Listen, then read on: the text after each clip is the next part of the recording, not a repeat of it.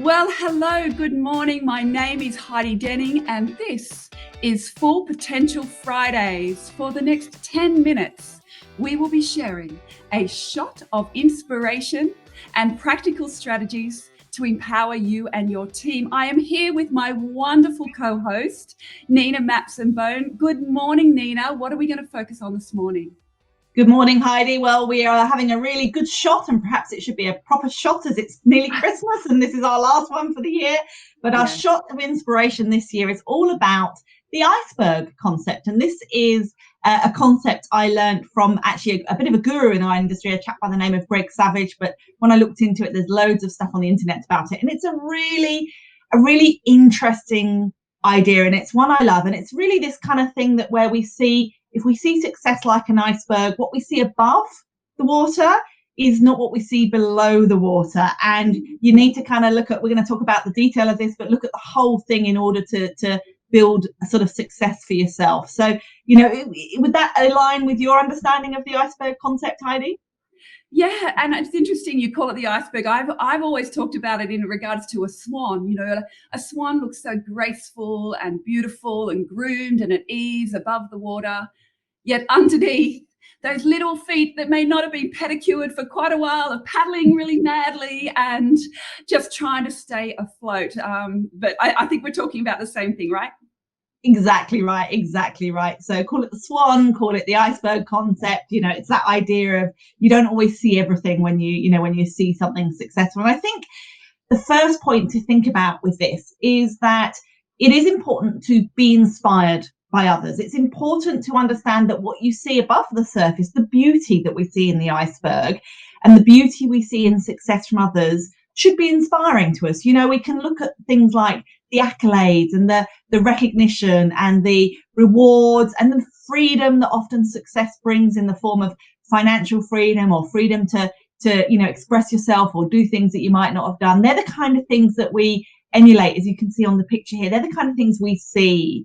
And it's really important to be okay with that and to be inspired by that and to kind of recognize that stuff that's above the line, that is that beauty of the iceberg, and allow that to inspire you. So let me ask you, Heidi, who do you see, who's in the public realm that you see where their success, that the beauty of the iceberg inspires you? Well, Nina, I'm actually reading this wonderful book by Ronnie Khan at the moment. It's called A Repurposed Life. And Ronnie, to me, like, she is this sparkly, joyful, but very calm person that we see in the public eye, who has dedicated her life to nourishing and supporting and empowering the most vulnerable in our society. But if you read the book, you'll know that there is actually a lot going on in the background that we don't get to see at all. So I think she would be a great example of somebody who has that kind of top of the iceberg that you've just spoken about, and perhaps other things going on.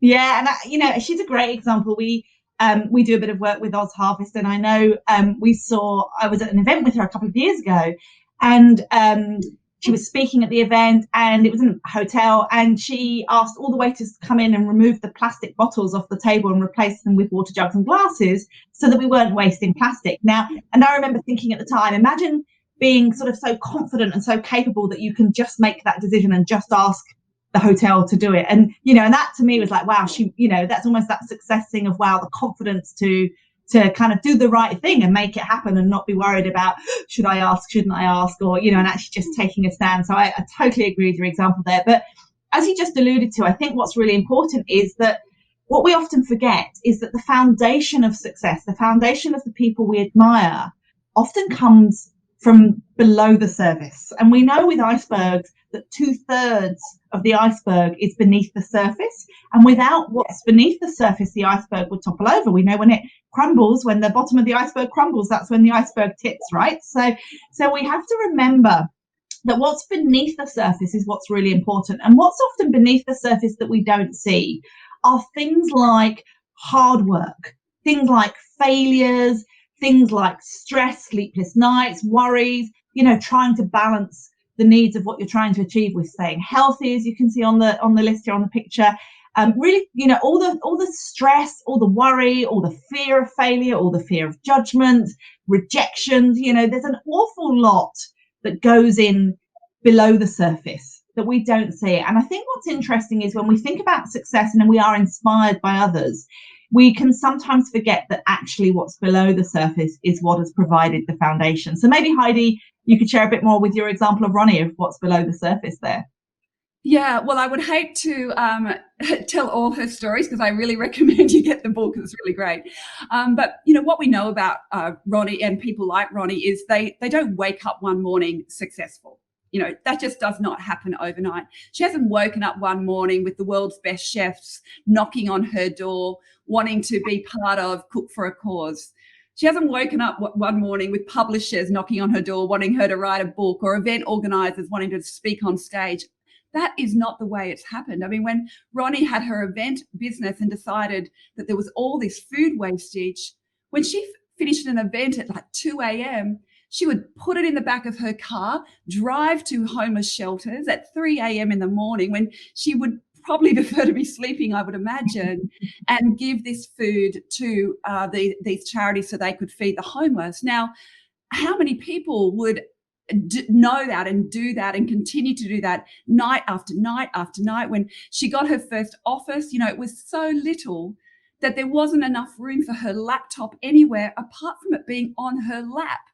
So, we see these people and we think they're in all these fancy pants offices and everything's so cruisy for them. But of course, they have worked really, really hard and sacrificed family, friends, a lot of things to be able to appear that shiny, bright iceberg that we see above the water.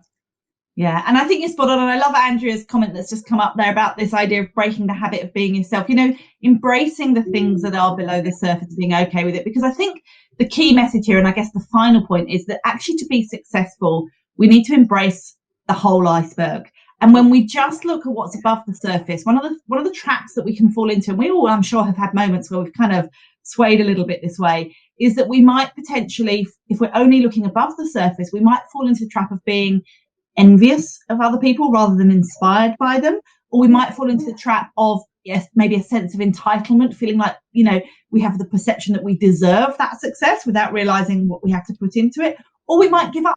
We might go, it's too hard, these other people have it easy, they don't have to do all this other stuff that's below the surface. So to truly be successful, we have to embrace that whole iceberg and understand that to get those things, that beauty we see above, we have to be okay with the stuff below, and we have to work out how to get the balance right so it doesn't tip, and we have to work out how to, what we are willing to compromise on and what we aren't, so we can stay healthy and all of those things. But it's embracing the whole of the iceberg that makes us successful. So, it's the old saying, Heidi, isn't it? When the going gets tough, the tough gets going. So, I don't know what your thoughts are on that.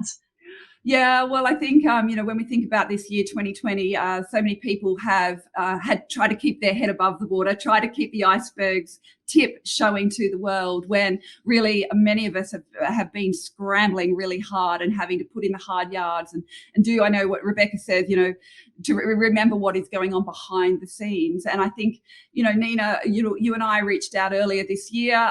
I had lost 95% of my bookings for 2020. Hasn't been an easy year. As a recruitment company, has not been an easy year.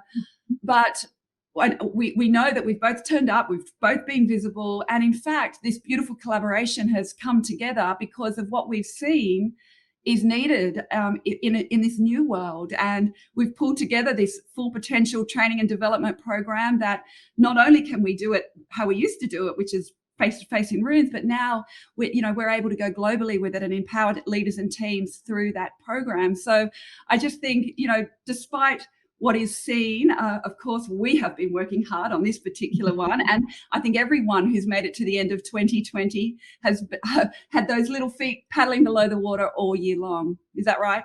Yeah, quite right, Heidi. Couldn't agree more. And, that's probably a nice way to wrap up the segment, because as we go into the Christmas break, that's a time to maybe just shore up the foundations a little bit and set ourselves up. But, as you say, us, like everybody, we've all had a big part of that this year. So, yeah, great way to summarize it up, Heidi. So over to you to sign us off before we go off for Christmas, my friend. Yeah, well, thank you, everyone. As you know, this is our last session for season 1. We will be back in 2021. Let you know when that is going to be happening. But if you would like to find out how your team is actually, if your team is actually reaching their full potential, we have a really quick and easy online scorecard, fullpotentialteams.com.au. We'd love you to try it out, see how you end up for 2020.